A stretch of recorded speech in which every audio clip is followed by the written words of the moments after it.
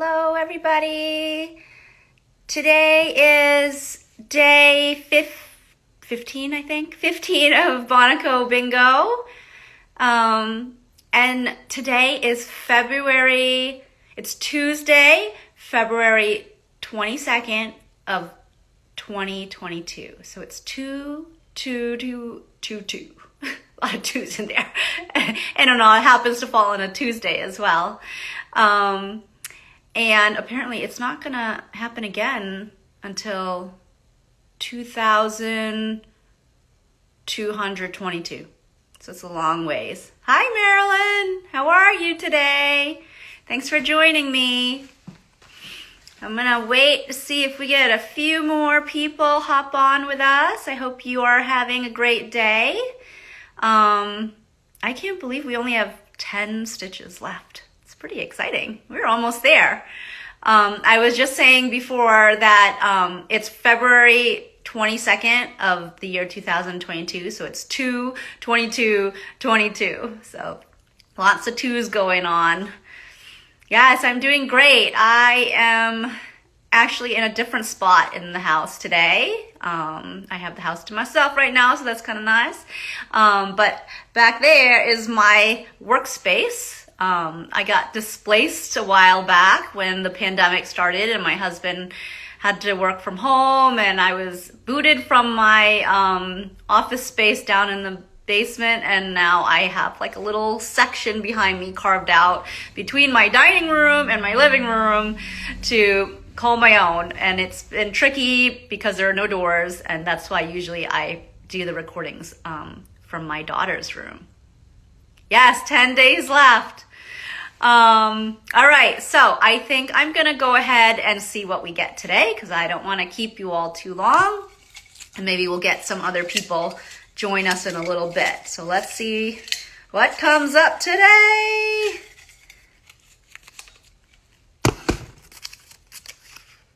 Couching stitch.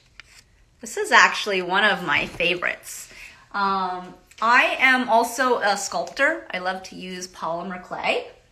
And so, let me just grab my notes. So for me, the couching stitch is great because it allows you to add things onto your embroidery that you wouldn't normally be able to because you can't like stitch through everything, or it can't all pass through the fabric. So the technique of couching is great because it allows you oh, thank you, Marilyn. It allows you to, Marilyn said my buttons are so cute. Are you talking about the owl buttons and the little like bird buttons that we have? We have like the cardinal buttons. That might be what you're talking about, I think, right? But anyway, so couching is great because it allows you to add elements, three-dimensional elements to your embroidery that you wouldn't ordinarily be able to do. Yes, the clay ones. Yes, I love working with polymer clay. It's such a super fun medium to sculpt in. So let me turn my camera around and let's see what we have as far as the couching stuff goes. Let's get everything set up and find it on our bingo board samples. Okay. So here is some couching.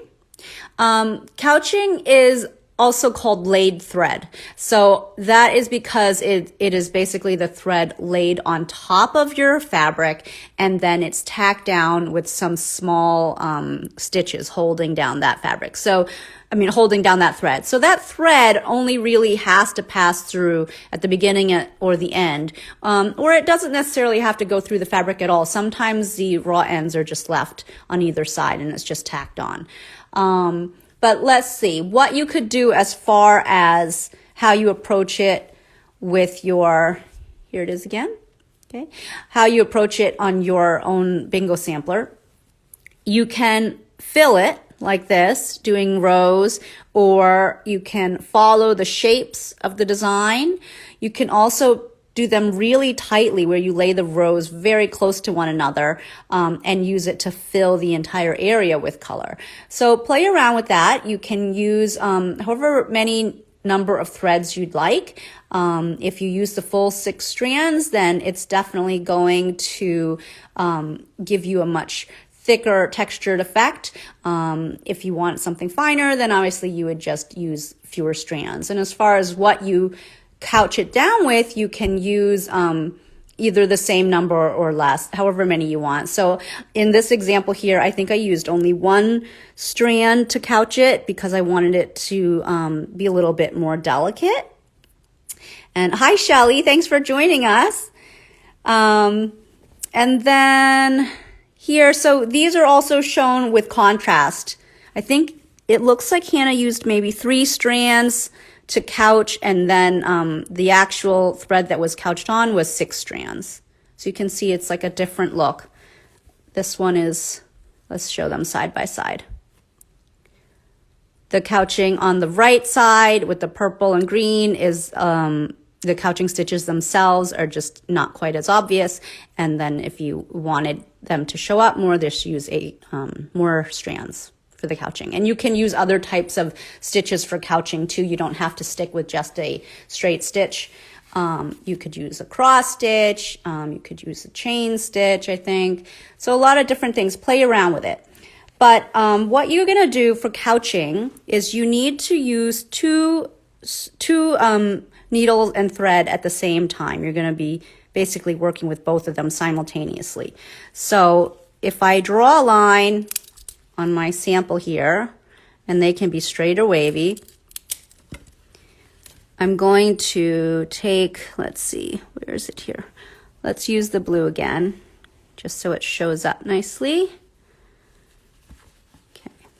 So if I start at one end and I come up with the thread that I want to couch on top of the fabric, so I'll bring my thread up, the turquoise thread. I'm just going to kind of leave this here for now. And then I'm going to get the orange, and I'll use 3 strands of orange. So there's a nice high contrast for you to see. And I'll go ahead and come up about I'm going to do about 1/4 of an inch away, all right? And then I hold this thread off to the side, and then this thread I start to lay into place. And I could leave it on the needle, but if you feel like the needle's in the way, you don't have to. I wonder if it might be easier to do this, actually. Let me just get that needle there. Okay, so I'm going to then lay this thread along the drawn line, the guide line, and then this needle with the orange thread jumps over the blue thread, and I go back down in almost the same hole. Okay, and so you see it holds that blue thread down, and you can pull it a little bit to get the tension flatter if you'd like. Now, when you are couching, if your line is fairly straight, you can probably space your tacking stitches further apart. If you have more of a curve, then you're probably going to want to put them a little closer together so that the curve becomes more smooth. Okay, it'll be a smoother transition. Whereas if you space them too far apart, you may get a little bit more of an angular transition. Okay, so I'm coming up on the right side of the thread each time, and then I move the thread over a little bit and jump back down over it, like so. Okay, and then I move the thread back over to the left, come up with the orange thread on the right of the thread, then I move that thread back over to the right, have the orange jump over the thread and tack it down. Okay, so you can see you can get some nice curves just depending on your spacing.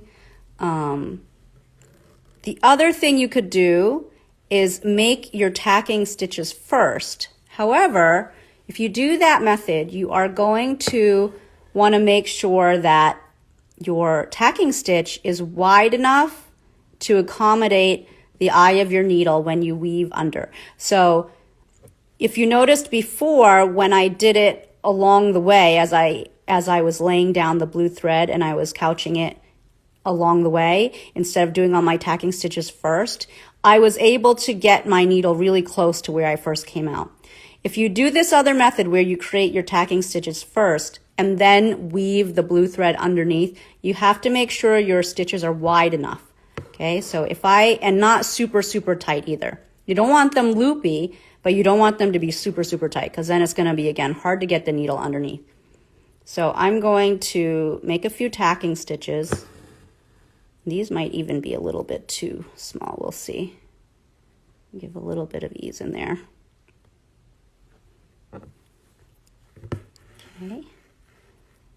Are you ladies familiar with the couching stitch? Is it new to you? We used this in one of our very first virtual classes called Snowy Perch, and we did a birch tree doing couching stitches, and it was so fun, and it's great for beginners too. Okay, so I'm gonna come back up and just now pick up the blue thread, and I'm gonna weave underneath. I'm gonna see if I can go through with the pointy end first, but careful not to split the couching thread or go through the fabric. So I slide that needle underneath, and so you can couch this way as well. And when you're done, there's not a real obvious difference in terms of the size of your tacking stitches. The first three are definitely a little smaller, but I don't know if you would really notice it if you didn't know. Okay, so then you go back down to the back, and then everything can get tied off. Okay, so that's basically the couching stitch. So let's move over to the sampler. And I'm over here. And I think what I'm going to do is work on the purple area. You know it, yes. You always did it with two hands. This way looks, oh, okay. One hand to lay the thread and the other to stitch, yeah. I know, it's a little bit of, you need a lot of hands to do this stitch, right? So if you do the tacking method first and then weave under, that it's a little less fiddly. Okay, so I think what I'm going to try to do is do a few rows of the purple tacked closely together. Let me find the 6 strands of purple, and then I will probably use the green, 3 strands of green, or actually is this 2? This might be 2 strands of green. I think it was left over when I was doing satin stitch and I had to steal a strand from there. Okay, so what I'm gonna do is I'm going to come up the end of this shape, and then I'm gonna kind of move this thread out of the way for now. You know what, I'm gonna go this way. It needs to be even further out of the way. And then let's find the green. Where did I put it? Here. And I'm going to do my tacking stitches first. So along this line here.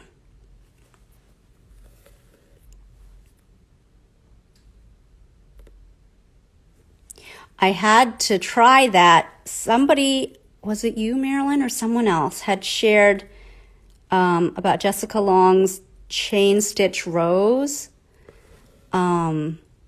And I had to try it because I was like, that looks so cool. It was beautiful. So I had to try that. Just yesterday, I decided to give the chain stitch rows a try. And it's really fun. But it is hard to, you have to really be careful of the tension, I think, if you want it to come out fluffier.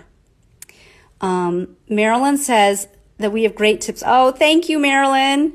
I'm so happy you're learning a lot of new stuff. That's great. Aw. Yes, yes, right? The rose is really fun. Fluffy is very cute. I found even if you take your eye and you pull on the outside of the chain and pull that up, it makes it even fuller and a little bit even more like a petal. So that was kind of fun. But I shouldn't be talking about the chain stitch rows because I'm supposed to be showing you guys couching. I got distracted. Sorry. But so I'm going to go ahead and put one more tacking stitch down, I think. But it is so fun to learn new stitches and see how different people create them. And we are always coming up with new ways to do things, right? And I think that's important, is not to get stuck in just like one way, but to always be flexible and try different things and see what works for you. So now I've laid down all of my little tacking stitches along the edge of that purple, and now I will weave underneath with the purple thread. And you probably won't be able to get more than 2 under there, especially if there's a curve. This looks even, yeah, it is easier, just is a little bit less fiddly. Okay.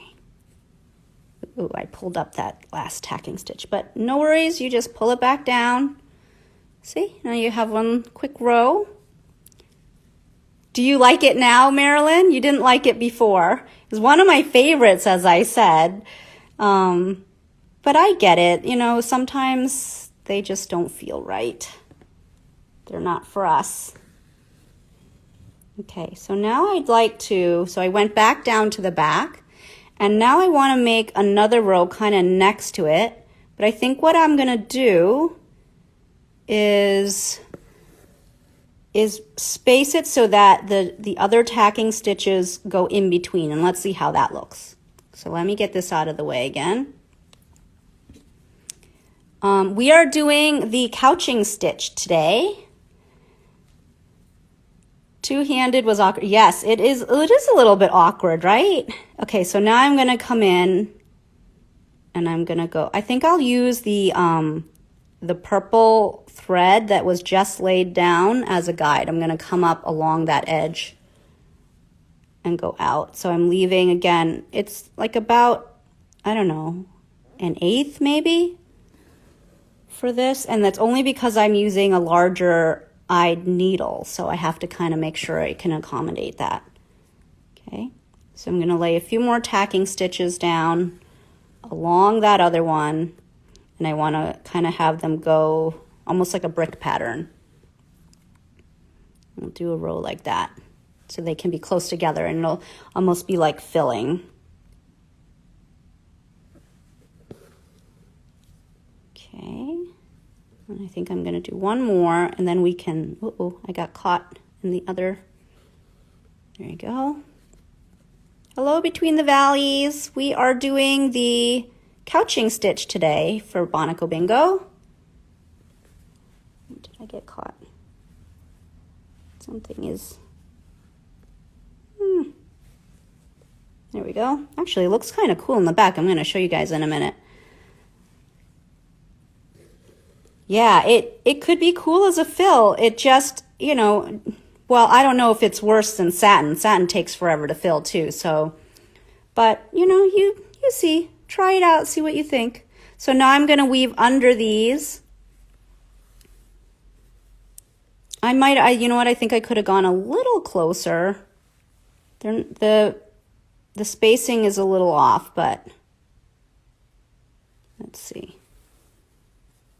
But it's not bad. It'll still kind of read as a fill. Okay, let me tighten that last tacking stitch again. That's not too bad. And then I'm going to go back down. And I want to show you the back because it actually looks pretty cool in the back. There you go. See? So you only really see the beginning and end of the purple, but in the back it's all just a bunch of little tacking stitches. I want to do one more row and then I'm going to let you guys go, but obviously you can go at any point when you need to. Maybe you're joining me for your lunch time and you want to stick around and see how this comes out. But if not, it's okay. You can go whenever. So now I'm gonna put another row of little green tacking stitches. And you can sew it. You can use the sewing method as well if you want. So you see how I go into the fabric, back out at the position where I want to have my next stitch. So back down and up. And again, just staggering these tacking stitches in between. Don't pull that like I did. Okay. Go down, back up. Yeah, I've seen people use couching to couch twigs on to their fabric, and then they stitch like a little bird, and a little bird is perched on the twig. And someday I'd like to do that too, because I think that looks so cool. But yeah, you can couch all kinds of things. You could couch pipe cleaners. Hannah took a great class that did that, where they used found objects. I think it was it Jessica Rose Stitch? I'm not sure. Bye, Marilyn. Thanks for coming. But yeah, so they tacked a whole bunch of found objects on top and created a really cool freeform stitch. Okay. And then I'm going to go back down to the back. And then you would just tie everything off, secure everything. And there's couching done kind of like as a fill stitch. I could do some in here too, but you fill as much or as little as you'd like. I hope you enjoyed trying out the couching stitch. If you have any questions, drop them in the chat. Otherwise, I'm going to let you go. You guys enjoy your Tuesday, and I will see you back tomorrow. I think tomorrow might be 1:30. Okay? Have a great day, everyone. Bye.